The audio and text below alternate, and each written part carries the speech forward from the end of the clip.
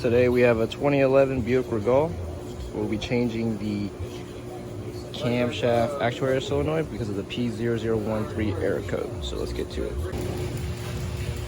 So in order to replace the solenoid, first thing you want to do is remove the oil cap, then pull up on the cover.